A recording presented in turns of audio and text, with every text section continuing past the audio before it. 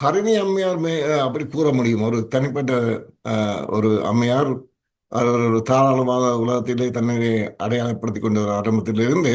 ஆனால் ஜேவிபி தலைமை தாங்கும் என்பிபி அரசு அதை சொல்ல முடியாது. ஏனென்றால் உங்களுக்கு தெரியும், 2001 ஆண்டு 2002 ஆண்டு நோர்வே தலைமையிலான ஒரு சர்வதேச ஒரு பேச்சுவார்த்தைகள் தலையெடுத்த போது அதை ஆரம்பத்திலிருந்தே அடித்து உடைக்கணும் என்றும் அதற்கு எதிரான அனைத்து விஷயங்களையும் சிங்கள மக்களை கிளந்தல செய்யக்கூடிய நடவடிக்கையும் அடுத்தடுத்து டெமான்ஸ்ட்ரேஷனும் ப்ரொட்டஸ்டையும் பற்றி கொண்டிருந்ததும் அதனை வெற்றிகரமாக ஒரு கட்டத்திலே உடைத்து நிறுத்தினதும் விடுதலை புலிகளுடன் அரசு செய்து கொண்ட அந்த எம்ஓயுவை போர் நிறுத்த ஒப்பந்தத்தை கூட கிழித்தறிய வைத்ததும் இறுதியில் யுத்தத்தை இடைக்கால நோக்கி தன்னாட்சி அதிகார சபை பொது கட்டமைப்பு போன்ற மிக பெரும் எல்லாம் அடையாளங்கள். எல்லாம் ஆமா ஆமாம். இது நீங்கள் பார்த்திருப்பீங்க. நாங்கள் அந்த ஒரு பிரஸ் ரிலீஸ்லேயே இவர் ஏகேடி வென்றவுடன் அக்டோபர் மாதம் நினைக்கிறேன், வென்ற அடுத்த நாள் அந்த பிரஸ் ரிலீஸ்லேயே அவ்வளவும் அது லிஸ்ட் பண்ணி போட்டிருந்தோம். அப்போ ஒரு சாதாரணமாக ஒரு மனிதமான பிரச்சனையான சுனாமி கட்டமைப்பையே உருக்குலைக்கும் அளவுக்கு கொண்டு போனவர்கள் இதயமற்றவர்கள் இன்று இப்படி கலைக்க விடக்கூடாது.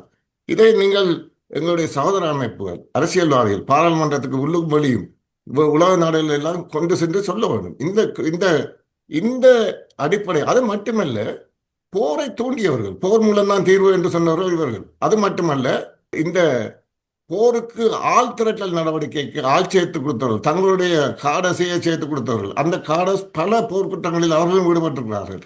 எப்படி இந்த உள்ளக விசாரணையோ கலப்பு பிற விசாரணைக்குள்ளேயோ இந்த ஜேவிபி அரசு தானும் குற்றம் இழைத்த அங்கத்தவர்களை கொண்டுள்ள இந்த ஜேவிபி அரசு எப்படி இதனை தன்னால் கையாள முடியும் என்று கூற முடியும்? இதுதான் நாங்கள் தமிழ் மக்கள் இலங்கைக்கான பொது பிரச்சனை இன்றைக்கு அவருடைய அதாவது விஜித ஹேரத் இலங்கையின் வெளியுறவுத்துறைக்கு பொறுப்பாக அவர் வந்து வாசித்த அறிக்கையில பார்த்தீங்க என்றால் அவர்கள் சொல்வது முழுக்க பொதுவான பிரச்சனை பட்டும் சொல்லி நாங்கள் அதை செய்கிறோம் இதை செய்கிறோம் என்று சொல்லுகிறார். சரி, காணி விடுவிக்கிறோம் சொன்னீங்க.